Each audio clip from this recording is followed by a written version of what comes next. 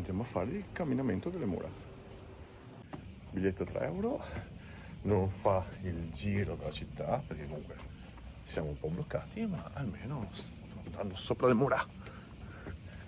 Le ho viste dal basso e mo le vedremo anche dall'alto. Molto carino anche così. Perfetto, andiamo di là. Decisamente un po' di schitti, un po' di guano, ma noi saliamo.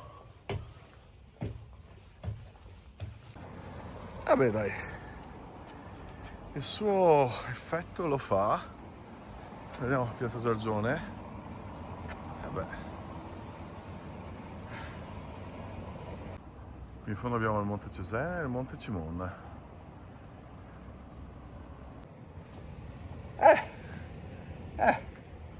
Sì, decisamente sì.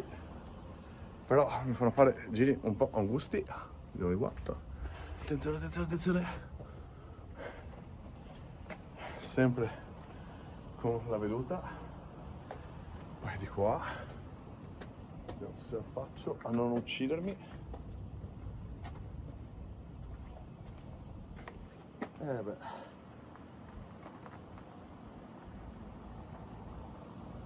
Poi, ultima veduta, che forse dovrebbe essere la più carina.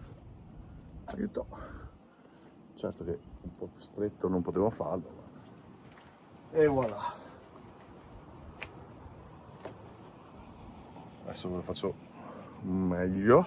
Allora, adesso farò questo. Campanile con l'orologio e dopo la torre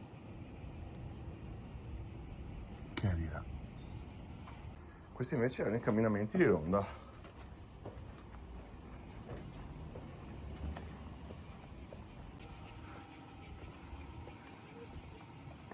E anche qua finisce con la casa di qualcuno. Infatti vediamo i Velux, che non può fare pubblicità, ma sono loro. E qua la torre. Posso dire? Ma sì, dai. 3 euro spesi bene.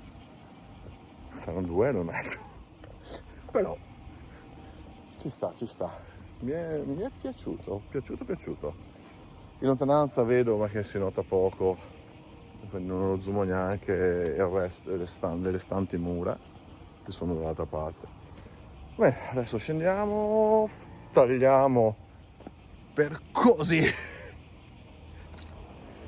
il centro di Castelfranco e poi vediamo, andiamo a fare un giro sotto portici e dopo penso che sia andata.